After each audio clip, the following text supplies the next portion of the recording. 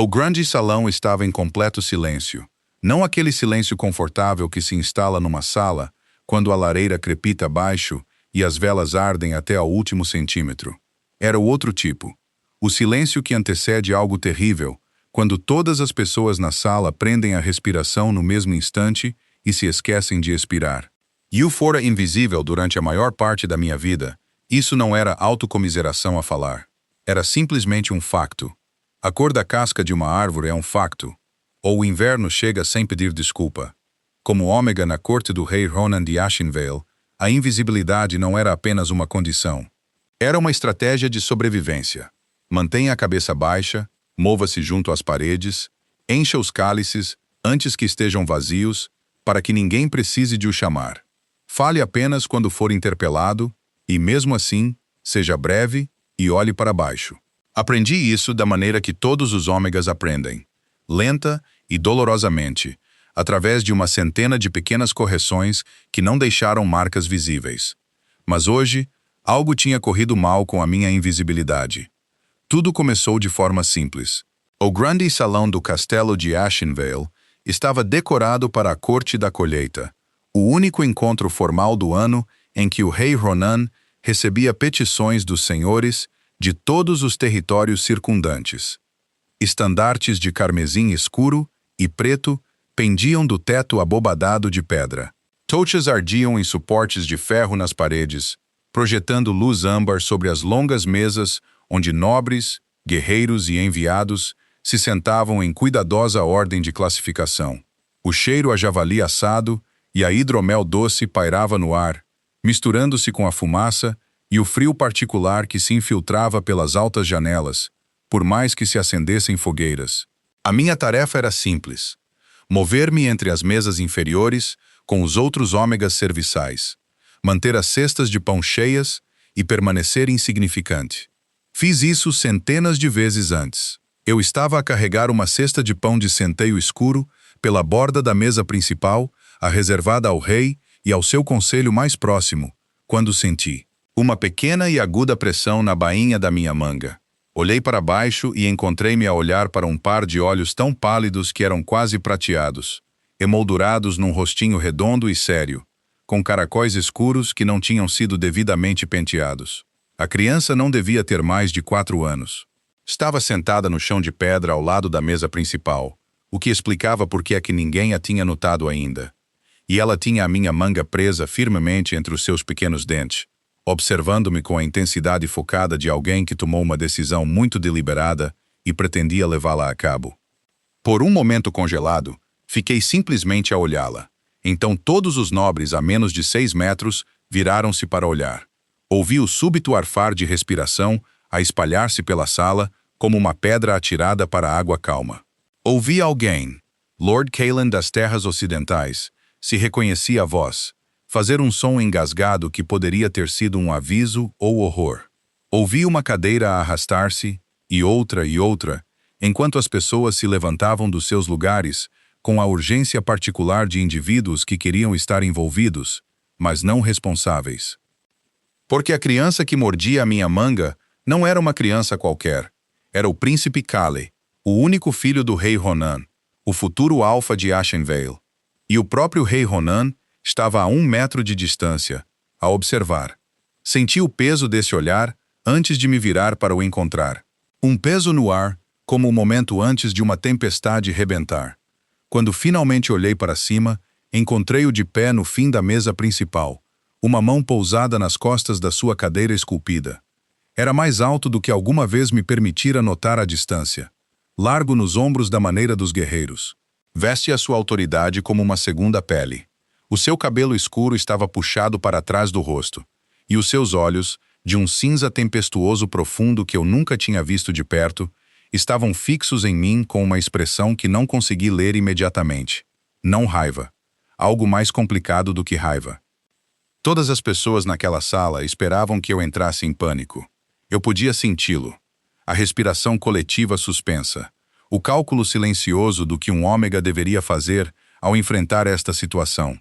Uma parte da minha mente percorreu as opções com clareza fria. Poderia puxar a manga bruscamente, arriscando assustar o príncipe. Poderia curvar-me tão profundamente que derrubaria algo. Poderia emitir um pequeno som assustado que sinalizasse apropriadamente a todas as pessoas a observar que eu compreendia exatamente o quão abaixo delas eu estava. Em vez disso, fiz algo que não tinha planeado fazer. Olhei de volta para o pequeno menino, ainda com a minha manga entre os dentes, e sorri. Não um sorriso performativo. Não a expressão polida e vazia que aprendera a colar quando os senhores me falavam. Um sorriso real. Saído de mim, surpreendida pela visão desta pequena criatura séria com os seus caracóis selvagens, e a sua absoluta certeza de que morder a manga de um estranho era uma ação completamente razoável. Bem, disse eu, mantendo a voz baixa e firme, vou precisar disto de volta eventualmente. Os olhos prateados da criança arregalaram-se. A sua apreensão na minha manga afrouxou ligeiramente, com a surpresa particular de alguém que esperava uma reação muito diferente. O silêncio no grande salão aprofundou-se para algo que eu nunca tinha ouvido antes. Não o silêncio do medo, mas o silêncio de uma sala que se esqueceu coletivamente do que devia estar a fazer. O príncipe Kael soltou a minha manga, sentou-se nos calcanhares, a estudar-me com aqueles olhos pálidos e inquietantes. Então, com a solenidade que as crianças pequenas por vezes exibem, apontou para a cesta de pão nos meus braços. Olhei para a cesta, olhei para ele. Então, movendo-me lenta e cuidadosamente para que todas as pessoas a observar pudessem ver exatamente o que eu estava a fazer, peguei na cesta, quebrei um pequeno pedaço do pão de centeio escuro e coloquei-o na sua mão estendida. Ele aceitou-o com ambas as mãos, que é a forma formal como uma criança da sua posição é ensinada a receber um presente. Alguém na sala expirou. Soou a alívio. Endireitei-me, ajustei a cesta no meu braço e virei-me para continuar pela mesa. Depois parei porque o rei Ronan se tinha movido. Já não estava no fim da mesa. Estava a 1 metro à minha frente, perto o suficiente para que eu tivesse de olhar para cima para encontrar os seus olhos. Algo que tinha sido especificamente treinado para nunca fazer com alguém da sua posição. De perto, o seu rosto era mais humano do que eu esperava. Havia rugas nos cantos dos seus olhos, uma cicatriz que cortava a sua sobrancelha esquerda numa linha fina e pálida, o peso de algo não dito no contorno da sua mandíbula. Ele olhou para mim por um longo momento. "O teu nome", disse ele. A sua voz era baixa e uniforme, moldada para ser ouvida sem esforço. O meu coração batia tão forte que fiquei surpreendida que a cesta de pão não estivesse a tremer. "Seide, meu rei. Sirvo no salão inferior." Ele olhou para o seu filho, que estava a comer solenemente o seu pão com a satisfação focada de alguém que alcançou exatamente o que se propôs fazer. Então, voltou a olhar para mim. "Não tinhas medo", disse ele. Não era bem uma pergunta. Hesitei porque a resposta honesta era que eu tinha estado aterrorizada, ainda estava aterrorizada, mas que a visão daquele rosto pequeno e determinado tinha simplesmente contornado o medo e ido direto para outra coisa. Algo mais quente e mais teimoso. "Ele é muito pequeno, meu rei", disse eu cuidadosamente, e parecia com fome. Por um momento, tão breve que eu poderia tê-lo inventado, algo mudou na expressão do rei Ronan. Não exatamente um sorriso. Algo mais velho e mais quieto do que um sorriso. "Certifique-se de que ela recebe", começou ele, virando-se para Lord Cailan. "Meu rei." A voz veio do topo da mesa do conselho. O alto conselheiro Mordecai, magro e preciso como uma lâmina, os seus olhos pálidos já a calcular. "O protocolo exige que qualquer ômega que toque numa criança real sem ser convocado seja..." "Ela não tocou na criança sem ser convocada", disse o rei Ronan sem se virar para olhar Mordecai. O seu olhar continuava em mim, firme e indecifrável. Kael tocou nela. O silêncio estendeu-se. Mordecai não disse mais nada. E a luz âmbar do grande salão de Ashvale, com 200 pares de olhos nobres fixos nas minhas costas, e um príncipe a comer pão de centeio no chão, e um rei a olhar para mim de uma maneira que eu nunca tinha sido olhada antes, tornei-me, pela primeira vez na minha vida, impossível de ignorar. Não dormi naquela noite. Não por medo, embora o medo estivesse certamente presente, enrolado baixo no meu estômago, paciente e familiar, da maneira que sempre esteve quando algo tinha corrido mal com a cuidadosa arquitetura da minha invisibilidade. Não. O que me manteve acordada foi algo inteiramente diferente. Algo para o qual não tinha um nome claro. Deitei-me na minha estreita cama nos aposentos dos servos, sob a ala leste, ouvindo os outros ômegas a respirar à minha volta na escuridão. E repassei a noite, uma e outra vez, da maneira que se vira uma pedra que apanhou a luz e não se consegue decidir se é comum ou extraordinária. Ele parecia com fome. Eu disse isso ao rei de Ashenvale, cara a cara. Mira, que dormia na cama à minha esquerda, não disse nada quando voltamos para os aposentos depois da dispensa da corte da colheita. Era 10 anos mais velha do que eu, com um rosto largo e gentil, marcado por 2 décadas de serviço, e tinha uma maneira de dizer tudo o que era importante através do silêncio. Ela simplesmente olhou para mim, apertou os lábios e começou a desabotoar o avental com a atenção focada de alguém que escolhe muito cuidadosamente o que não dizer. Foi Petra que não se conseguiu conter. Sadie! O seu sussurro veio da cama do outro lado da sala, urgente e ligeiramente escandalizado. Tu sorriste para o príncipe? Ele mordeu-me a manga. Sussurrei de volta. Ele é o príncipe herdeiro de Ashenvale. Ele tem 4 anos, Petra. Ele é suficiente. A voz de Mira, plana e final na escuridão. Durmam, as duas. Petra calou-se. Eu encarei o teto de pedra.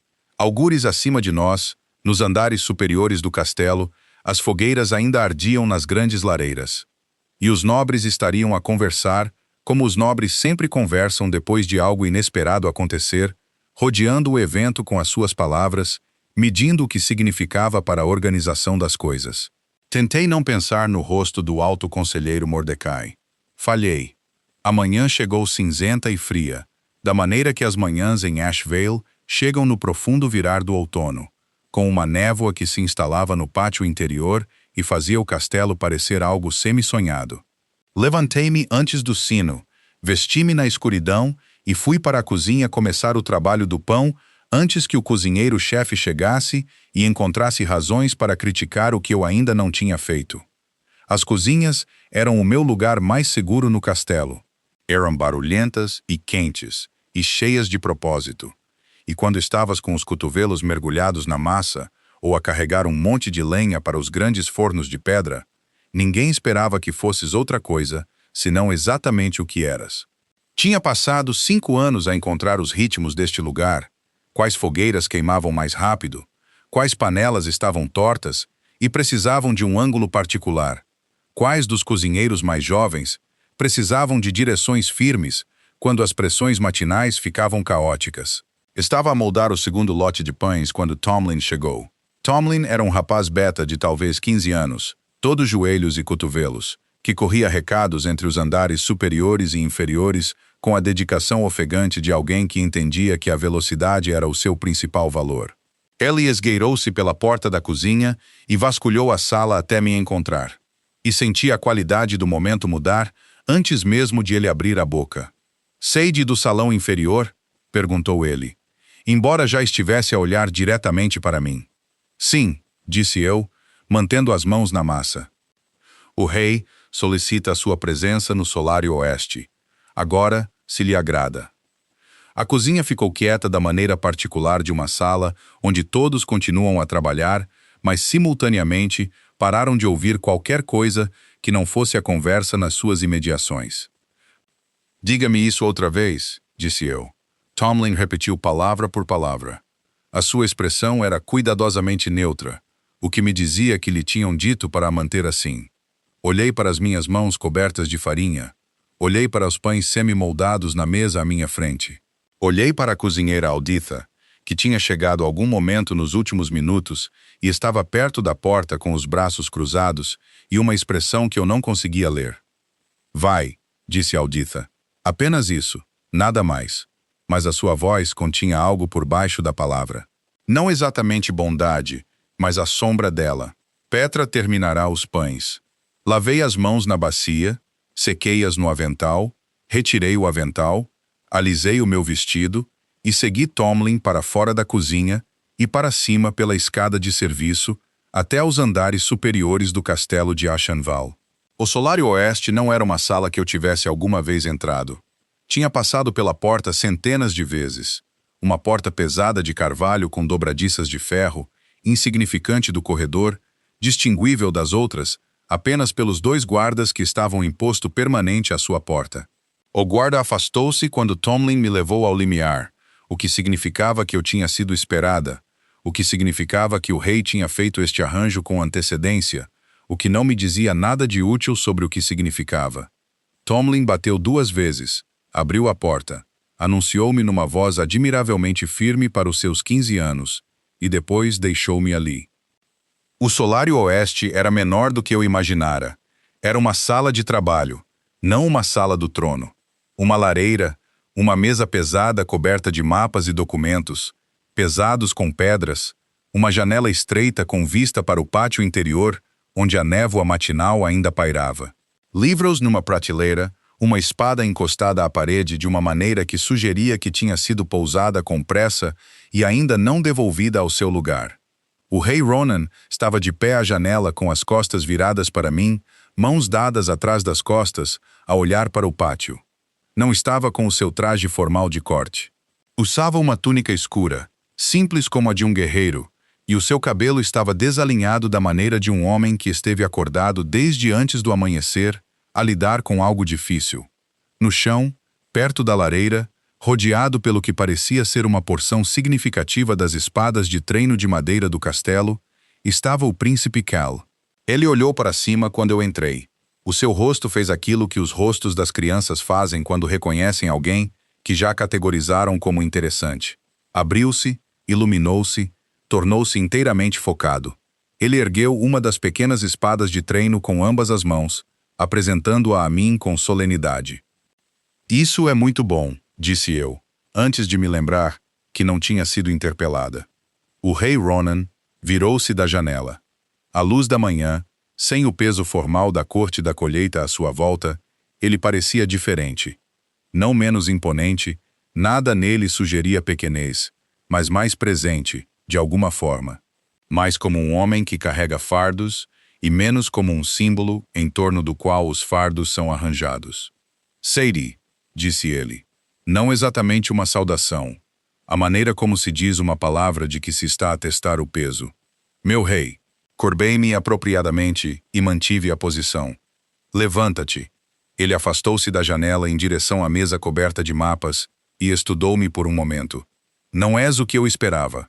Não sabia o que fazer com isso. Por isso não disse nada. Cale não. Ele parou. Olhou para o seu filho, que tinha abandonado as espadas de treino e agora se aproximava de mim com a locomoção propositada de alguém que decidiu onde vai e não antecipa a obstrução. Ele não se aproxima das pessoas, por regra. Ele é... Outra pausa. E na pausa, ouvi a forma de algo que ele não disse facilmente. Ele não tem sido fácil com estranhos desde que a sua mãe faleceu.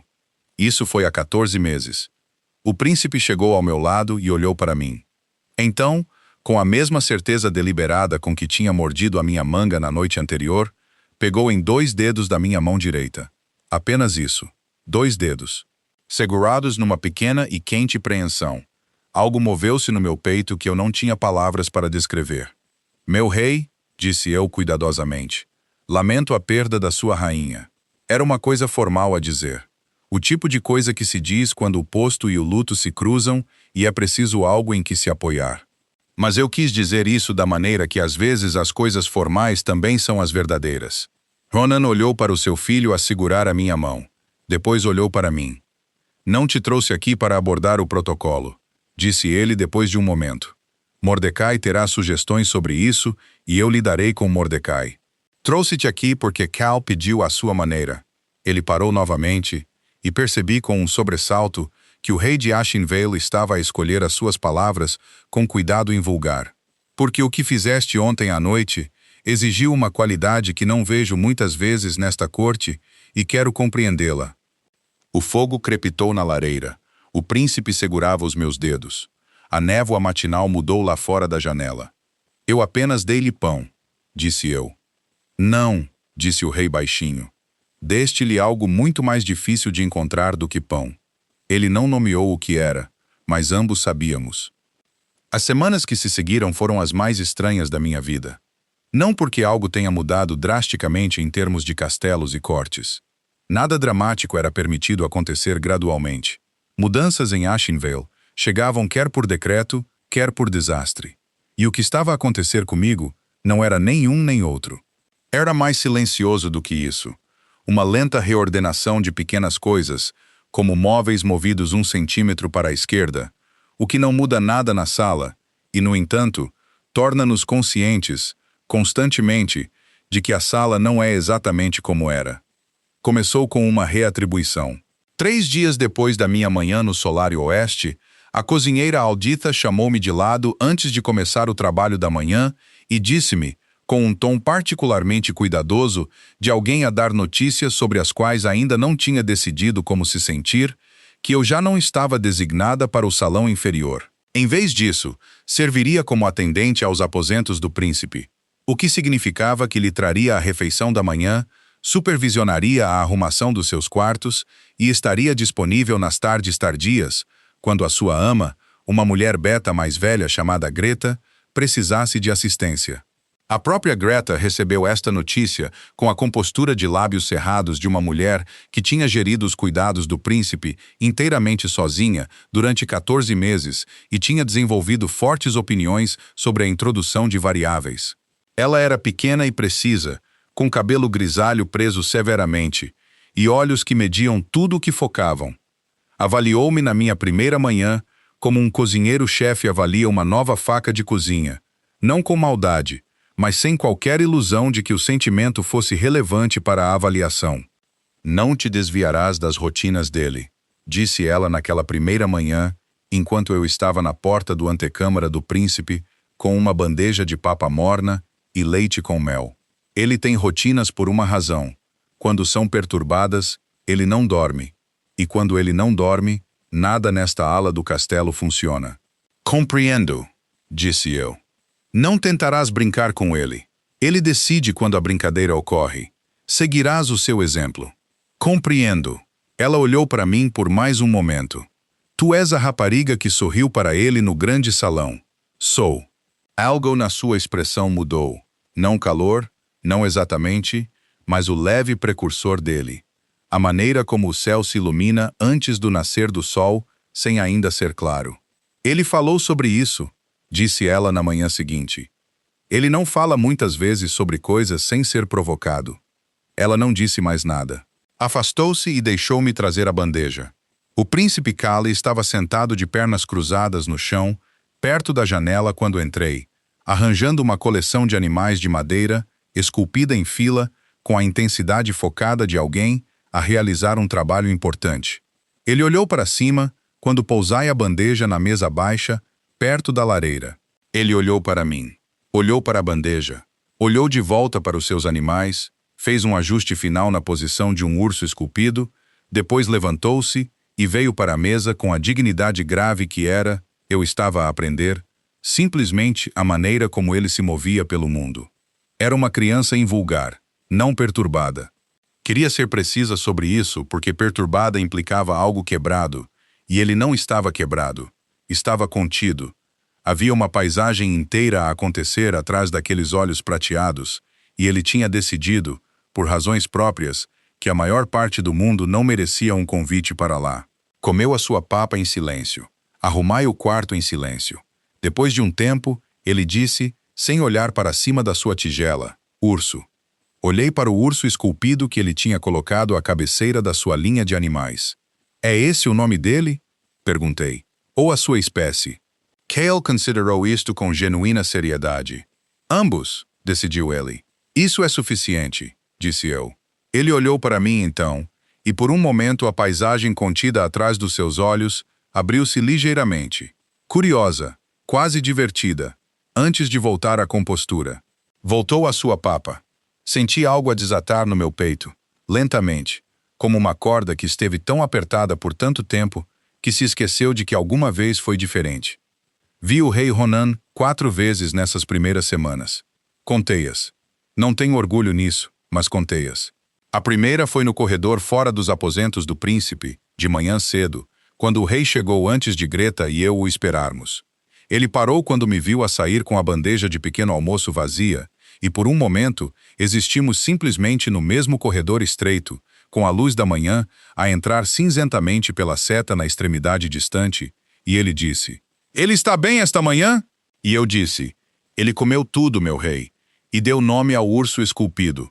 E algo no seu rosto fez aquela coisa complicada e mutável que eu estava a começar a reconhecer. Não exatamente um sorriso, mas o território imediatamente antes de um. A segunda vez foi no pátio interior, quando eu estava a atravessar da cozinha com mantimentos para a tarde do príncipe, e Ronan estava a regressar do campo de treino com 2 dos seus capitães, ainda em traje de treino, e ele viu-me e acenou. Apenas acenou. Um pequeno e deliberado reconhecimento. E um dos seus capitães, um alfa de ombros largos chamado Garrett, olhou entre nós com o vazio cuidadoso de um homem que catalogava algo para o qual ainda não tinha contexto. A terceira vez foi à distância. Eu estava no corredor superior com Cale, a quem tinha sido permitida uma caminhada supervisionada no sol da tarde, e vi Ronan embaixo no grande pátio, em profunda conversa com um grupo de senhores das terras do norte cujos estandartes eu reconhecia. Ellie não me viu, mas observei, por mais tempo do que o estritamente necessário, a maneira como ele estava de pé. O peso do reino arranjado à sua volta, pressionando em todos os lados, e ele simplesmente de pé dentro dele, como se tivesse feito as pazes há muito tempo com o facto de que nunca estaria em mais nenhum lugar. Havia uma solidão nisso que eu reconheci.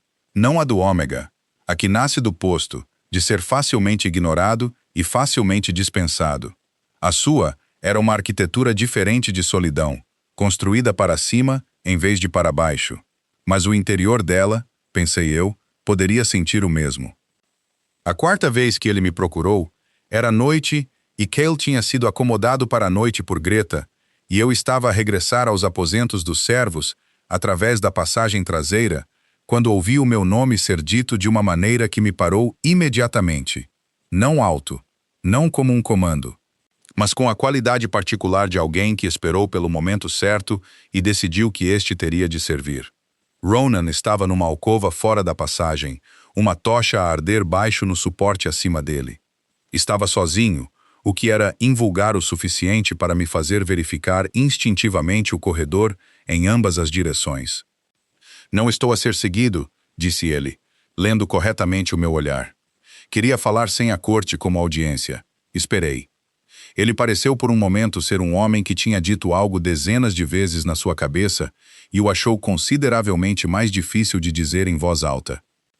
"Mordecai levantou formalmente a questão da sua posição", disse ele.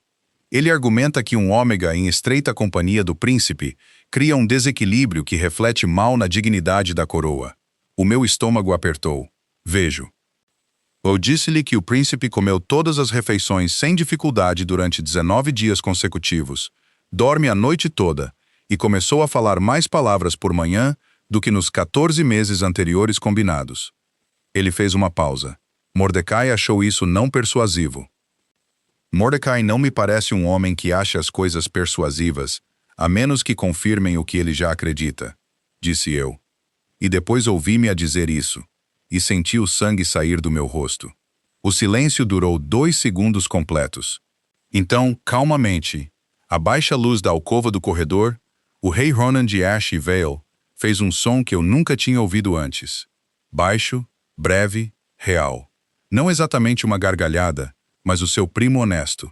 "Não", concordou ele. "Ele não é." Ele olhou para mim com firmeza. "Quero que saiba que a sua posição não está em risco. Qualquer que seja a apresentação de Mordecai ao conselho, essa é a minha decisão, e continuará a ser minha. Uma batida. Mas também quero que tenha cuidado. Há pessoas nesta corte que não gostam de coisas que não conseguem categorizar. E tu tornaste-te, aparentemente, difícil de categorizar." "Sou um ômega sem casa", disse eu. "Não vejo por que isso requer uma categoria." "Nesta corte", disse ele calmamente, "tudo requer uma categoria. É a única maneira que os que têm poder sabem como mantê-lo." Ele disse boa noite. Caminhou de volta para os corredores superiores. Fiquei no corredor por um longo momento depois de ele ter partido. O meu coração a fazer-se conhecer de uma maneira que eu não lhe tinha dado permissão para o fazer. Difícil de categorizar. Virei as palavras por todo o caminho de volta para os aposentos dos servos. E não voltei a dormir até muito tarde. E quando finalmente o fiz, sonhei com olhos prateados e ursos esculpidos. E um homem de pé sozinho num pátio com um reino a pressionar em todos os lados. O inverno chegou a Ashenvale como sempre, sem pedir permissão. Uma manhã, o pátio interior continha a última e fina memória do outono. As pedras ainda levemente douradas com folhas caídas. E na manhã seguinte, tudo estava branco e silencioso e rearranjado na severidade particular que o frio impõe a um reino. O castelo mudou com ele. As grandes lareiras ardiam noite adentro. Os corredores cheiravam a resina de pinho e sebo. Os nobres puxavam os seus mantos de pelo mais apertados e as suas políticas mais perto. A maneira como o frio sempre afasta as pessoas para dentro, para o que as aquece. Quer isso seja um fogo ou uma conspiração. Notei a mudança em Mordecai primeiro. Ele sempre estivera presente da maneira que uma sombra está presente, ligado à estrutura das coisas, movendo-se quando a luz se movia. Nunca totalmente destacável sem mudar a natureza da coisa que seguia. Mas nas primeiras semanas de inverno, a sua sombra cresceu. Eu via-o em corredores onde ele não tinha razão particular para estar. À entrada das cozinhas uma vez. A falar com um dos servos beta seniors numa voz demasiado baixa para ser ouvida. Fora da porta dos aposentos do príncipe noutra ocasião. Sem bater. Simplesmente de pé. Como se a medir algo sobre a porta. Greta também notou. Ela não disse nada diretamente a mim, mas via começar a trancar a antecâmara à noite com o segundo ferrolho, aquele que ela não usava desde o verão. O problema, quando chegou, não se anunciou. Veio na forma de uma mulher. Lady Isolde das Terras Orientais chegou a Ashenvale numa terça-feira cinzenta, na terceira semana de inverno, parte de uma delegação do seu pai, Lord Edric, que controlava as passagens de montanha que ligavam Ashenvale às rotas comerciais dos reinos do norte. Era alta, de cabelo pálido e bonita da maneira particular de pessoas que sempre souberam que eram bonitas e incorporaram isso na sua arquitetura de si mesmas. Chegou com 8 damas de companhia, 4 carroças de presentes, e esta parte não foi anunciada formalmente, mas espalhou-se pelo castelo, ao anoitecer de qualquer forma, uma proposta do seu pai para que ela fosse considerada como pretendente para o rei. A corte reorganizou-se à sua volta imediatamente, como as cortes fazem quando uma nova variável aparece que pode reorganizar o equilíbrio de poder. As damas nobres convidaram-na para as suas reuniões solares. Os membros do conselho encontraram razões para estar presentes em jantares, onde ela estava sentada. Até os servos ajustaram as suas órbitas ligeiramente, aprendendo as preferências e ritmos de alguém que em breve poderia ser muito importante. Aprendi sobre ela da maneira que aprendi a maioria das coisas, através de fragmentos, um comentário de Petra, a maneira particular como a boca de Greta se apertava quando o nome da dama surgia, a conversa que eu não devia ouvir entre 2 dos capitães do rei no corredor fora do grande salão, algo sobre o timing de Lord Edric e o que isso poderia significar para os acordos comerciais de primavera. Disse a mim mesma que não era da minha conta. Tive sucesso na maior parte.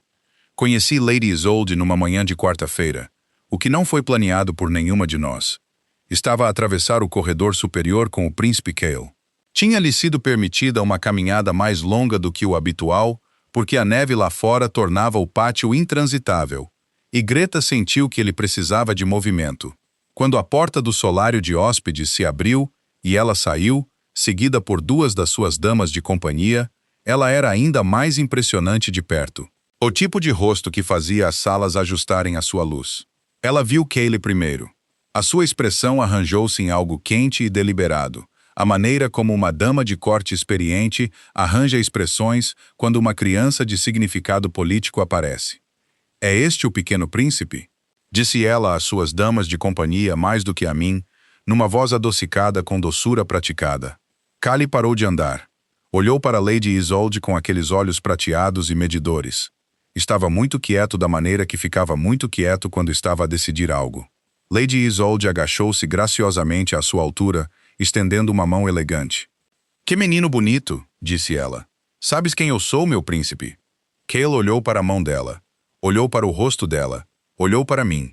Então deu um passo para o lado, até ficar diretamente atrás das minhas saias, com ambas as mãos pequenas a apertar as costas do meu vestido.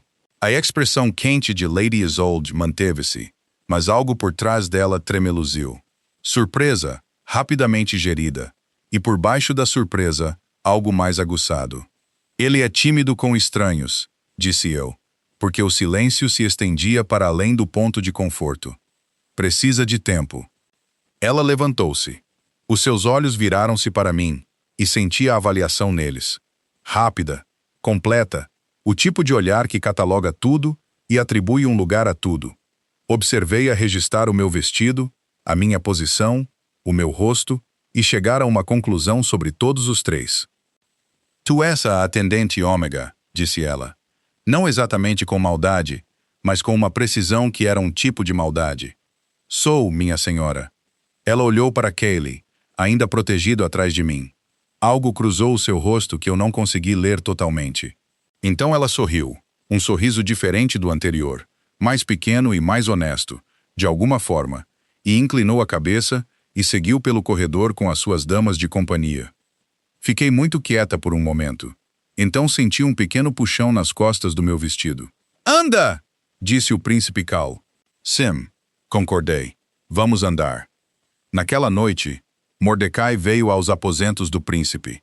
Veio formalmente, anunciado por um pajem à hora apropriada, com todos os protocolos corretos observados, o que era de alguma forma mais alarmante do que se ele simplesmente tivesse aparecido. O Mordecai formal era o Mordecai proposital, e o Mordecai proposital era a configuração mais perigosa. Greta recebeu-o à porta exterior. Eu estava na câmara interior com Cale, que estava ocupado com o urso e uma segunda série de animais esculpidos, e ouvia suas vozes através da porta, sem conseguir distinguir as palavras. Depois de alguns minutos, Greta entrou. A sua expressão era cuidadosa, da maneira de quem carrega algo quebrável. O alto conselheiro deseja falar consigo, disse ela, na antecâmara. Ficarei com o príncipe. Fui. Mordecai estava de pé perto da janela, as mãos cruzadas à frente dele, os seus olhos pálidos já pousados na porta quando eu entrei. Era um homem que já estava sempre a olhar para onde eu ia estar. Sadie, disse ele. Serei breve. Por favor, disse eu. Lady Isolde é realizada, bem conectada, e de posição apropriada para fornecer à coroa o que ela requer. O apoio do seu pai asseguraria as passagens do norte por uma geração. Ele fez uma pausa. Os conselheiros do rei concordam que um arranjo formal deve prosseguir. E eu não disse nada. O que é menos acordado, continuou ele, é a questão dos apegos do príncipe, que se tornaram irregulares. Uma criança da sua posição deve aprender a receber cuidado de quem é de posição apropriada. A sua dependência atual de... Ele deixou a pausa fazer o trabalho que a palavra teria feito menos eficientemente. Ele tem 4 anos, disse eu. A minha voz era firme. Eu estava muito focada em mantê-la firme. Ele é o futuro rei alfa de Asham Valley, disse Mordecai, não com maldade. Essa era a coisa terrível nele. As palavras nunca eram más. Simplesmente chegavam com o peso da estrutura atrás delas e esmagavam o que quer que atingissem. E tu és um ômega sem casa e sem posição. O que quer que tenha desenvolvido aqui, outra pausa, não é uma fundação, é um acidente agradável. O rei compreenderá isto a tempo. Assim, o espero. Ele despediu-se de mim. Saiu. Fiquei na antecâmara por um longo momento no silêncio que ele deixara para trás, e pensei em fundações, no que é construído para durar e no que é construído por acidente, e se há sempre uma diferença tão clara entre os dois. Então a porta interior abriu-se numa fresta, e um pequeno rosto apareceu à altura do joelho, olhos prateados a procurar-me com a intenção focada de alguém que tinha estado a ouvir através de uma porta fechada com considerável concentração. Sadie, disse o príncipe Cale. A sua voz era muito pequena e muito certa. Estou aqui, disse eu. Ele empurrou a porta e segurou o urso, estendendo o animal de madeira esculpido para mim com ambas as mãos, no gesto formal de recepção, mas ao contrário, oferecendo, não pedindo. Peguei no urso. Segurei-o com cuidado. E algo no meu peito que as palavras de Mordecai quase tinham achatado, Silenciosamente endireitou-se. De algum lugar acima de nós no castelo, ouvi passos no corredor, medidos, deliberados, familiares de uma maneira que eu não tinha querido que se tornassem familiares. Pararam do lado de fora da porta exterior dos aposentos do príncipe. Não bateram, mas pararam, e ficaram um momento mais longo do que a passagem exigia. Então, seguiram em frente, e eu fiquei na luz quente do fogo dos aposentos do príncipe a segurar um urso esculpido em ambas as mãos, e compreendi que havia coisas que Mordecai podia nomear e coisas que não podia, e que a diferença entre os dois era exatamente o tamanho e a forma do que mais importava. A primavera chegou a Ashenvale como um argumento silencioso ganho, não alto, não com a súbita dramaticidade da primeira neve. Chegou em incrementos. Uma manhã em que o frio era ligeiramente menos absoluto. Uma semana em que a luz durava 1 hora a mais. Um dia em que atravessei o pátio interior e notei, sem o planejar, que algo verde e teimoso tinha brotado entre as pedras perto da parede leste. Então, uma manhã, a névoa levantou-se e o pátio estava dourado em vez de cinzento. E todo o castelo pareceu expirar um sopro que vinha a segurar desde novembro. Eu estava ao serviço do príncipe há 4 meses. Nesse tempo, 3 coisas mudaram, e uma coisa permaneceu a mesma. O que mudou? Callie agora falava em frases completas quando lhe convinha. O que nem sempre acontecia, mas era notavelmente mais do que antes. Greta parou de trancar o segundo ferrolho da porta da antecâmara. E Lady Isolde das Terras Orientais regressou às terras do seu pai, na segunda semana de fevereiro, após uma série de reuniões do conselho, cujo conteúdo não me foi diretamente partilhado, mas cujo resultado chegou através da rede invisível de conhecimento dos servos do castelo em menos de um dia. A proposta formal de Lord Edric tinha sido recebida, considerada e silenciosamente posta de lado pelo rei, sem explicação. O que permaneceu o mesmo? Mordecai observava-me atentamente, pacientemente, com a resistência particular de um homem que acredita que o tempo está sempre do lado da estrutura.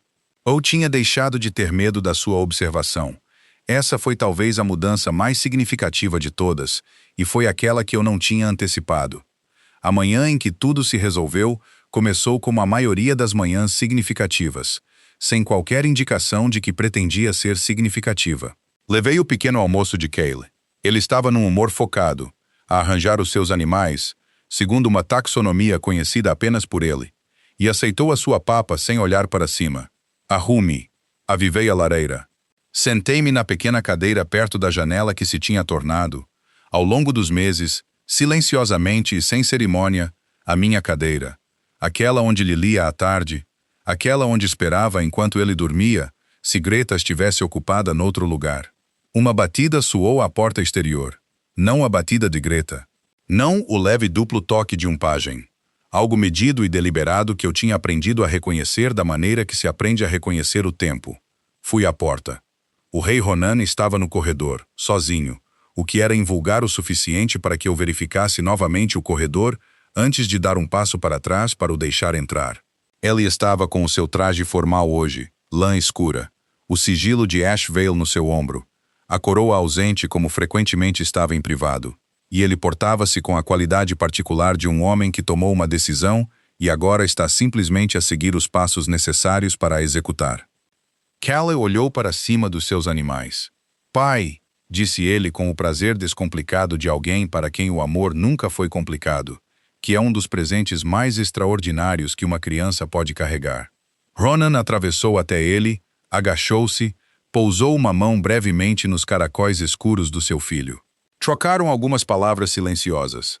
A linguagem privada de um pai e um filho que tinham aprendido a encontrar-se novamente depois de a perda ter reajustado o mapa entre eles. Movi-me para a janela, dando-lhes a distância que o momento exigia. Depois de um tempo, Ronan levantou-se e veio ficar perto de mim. Estávamos ambos em silêncio por um momento, a observar Cale a regressar aos seus animais, com o urso restaurado à posição de honra à cabeceira da linha. Ele tem o foco da mãe, disse Ronan baixinho, da maneira que se dizem coisas que são tanto verdadeiras como custosas. Quando ela queria entender algo, não era movida até o fazer. Ele tem a tua firmeza, disse eu. Ele decide o que importa e depois não vacila. Ronan olhou para mim. Senti-o sem me virar. Sade, disse ele. Meu rei. Tenho pensado no que Mordecai te diz. Na antecâmara, em janeiro, eu estava muito quieta. Ouviste isso? Ouvi o suficiente. Uma pausa. Não interveni então, porque queria observar o custo que isso te trouxe. Se te moveria. Outra pausa. E nela ouvi o peso de um homem que testa as coisas não por crueldade, mas pela solidão particular de alguém que foi desapontado muitas vezes por superfícies que parecem substância. Ele não estava errado sobre os factos, disse eu cuidadosamente. Sou um ômega sem casa. Isso é simplesmente verdade. Sim, disse Ronan. E eu sou um rei alfa com uma corte cheia de pessoas que me gerem com factos. Ele virou-se para me encarar totalmente e eu fiz um esforço para encontrar o seu olhar. O cinza tempestuoso que eu tinha visto pela primeira vez à distância da mesa principal, que agora sabia que continha, de perto, uma profundidade e uma firmeza que não tinham nada a ver com posto e tudo a ver com caráter. O que Mordecai não consegue calcular, disse ele, é o valor do meu filho. O que 4 meses de comer todas as refeições e dormir a noite toda e falar em frases completas e entregar a sua posse mais valiosa a alguém que nunca o tratou como um objeto político, o que isso vale? A minha garganta estava a fazer algo que eu não ia permitir que fizesse. Ele é um bom menino, disse eu. Ele sempre foi um bom menino. Ele apenas precisava de ti, disse Ronan, simplesmente, sem drama. E assim, aparentemente, eu também. O fogo crepitou. Kelly narrava algo baixinho ao urso numa voz demasiado baixa para ser ouvida. Lá fora da janela, o pátio de primavera detinha a sua luz dourada hesitante e, algures nos andares superiores do castelo, um sino tocou a hora do final da manhã. Eu disse, isto é uma coisa considerável para dizer a um ômega sem casa. Estou ciente, disse ele. Tenho estado a construir argumentos contra isso desde novembro. Uma pausa. Não eram muito bons argumentos. Quais eram? Posto, protocolo, a versão de Mordecai de estabilidade. Ele olhou para o seu filho. E então? Eu observava-o dar-te o urso, e os argumentos ficavam muito quietos. Olhei para as minhas mãos. Pensei em fundações. O que é construído para durar? O que é construído por acidente? Pensei no momento no grande salão quando olhei para um rostinho sério a morder a minha manga e senti, contornando todo o medo, algo imediato e incontrolável, e inteiramente meu. Não sou uma dama de corte, disse eu. Não sei como ser uma. Embarcar-te-ia em reuniões formais e esqueceria a ordem de precedência e diria coisas honestas a Mordecai que lhe dariam dificuldades.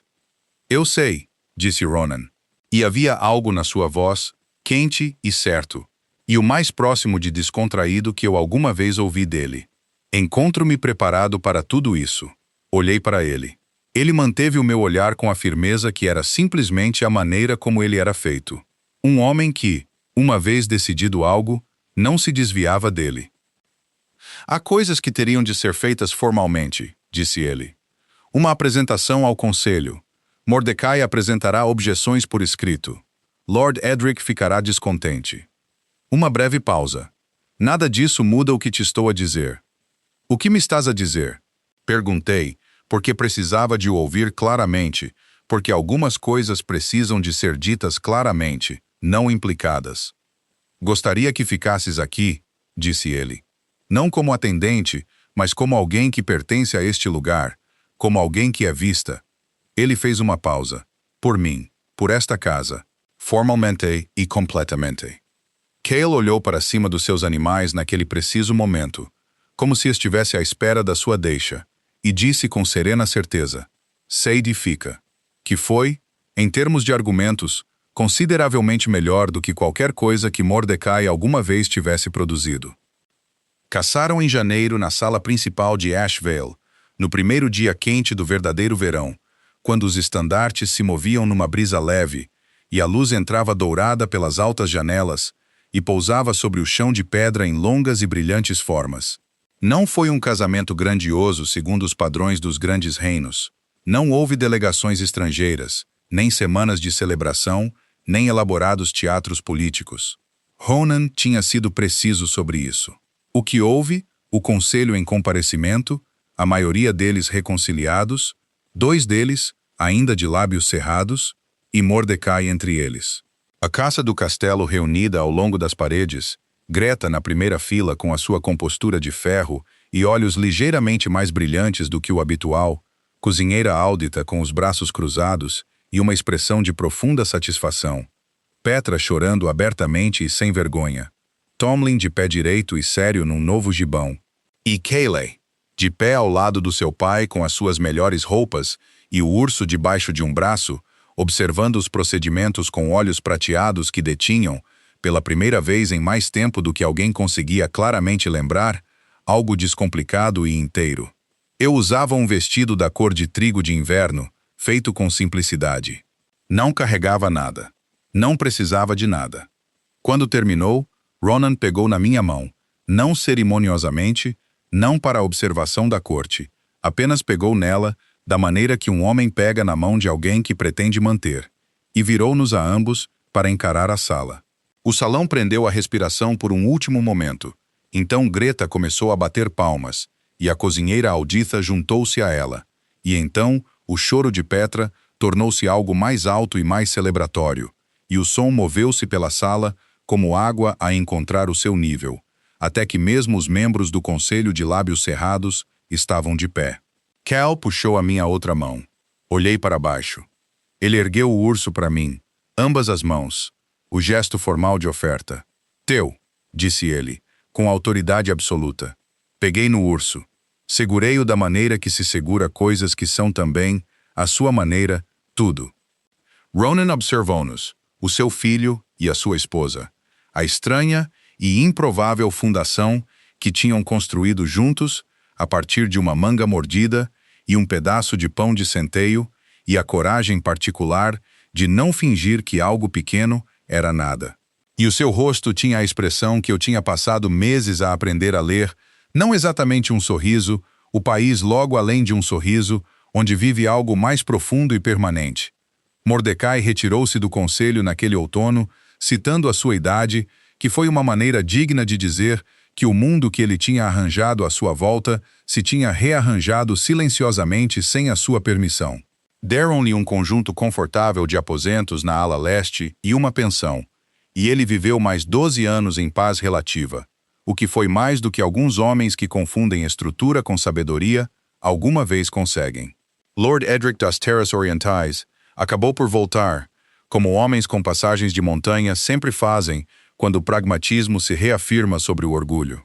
Lady Isolde, segundo todos os relatos, casou com um senhor da sua própria escolha na primavera, e foi, segundo se dizia, muito feliz, o que me agradou mais do que provavelmente deveria. Greta ficou. Claro que ficou. Ela sobreviveu a todos, movendo-se eventualmente de ama para algo sem título próprio. Um ponto fixo da casa, presente em todas as refeições, e em todas as crises, e em todas as quartas-feiras comuns, tão confiável e necessária como o segundo ferrolho da porta exterior.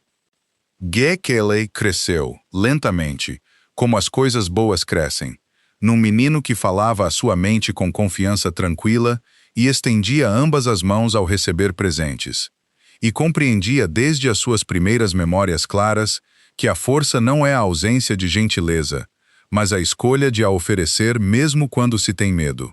Guardou o urso na prateleira acima da sua cama até crescer, o que alguns dos jovens nobres da corte achavam divertido num futuro rei alfa. Eles não entendiam. O urso não era um brinquedo. O urso era um registro. Um pequeno testemunho esculpido da manhã em que um menino se sentou no chão de um grande salão e tomou a decisão inteiramente correta sobre quem merecia a sua confiança. Quanto a mim, nunca esqueci o que era mover-me junto às paredes, manter a cabeça baixa, praticar a invisibilidade como forma de segurança. Levei-a comigo para todas as salas que entrei como rainha, não com vergonha, mas com conhecimento. O conhecimento do que custa ser invisível. O conhecimento do que significa, portanto, ser verdadeiramente olhado. Ronan olhou para mim todos os dias, pelo resto das nossas vidas. Nunca se tornou comum. Nunca se tornou nada menos do que exatamente o que tinha sido no grande salão na noite da corte da colheita, quando um rei que se tinha esquecido de expirar tinha observado um ômega dar pão ao seu filho e sorrir, e tinha compreendido antes de ter palavras para isso, antes de se ter argumentado para fora disso, e de volta para isso, uma centena de vezes durante um longo inverno, que algumas coisas não são acidentes.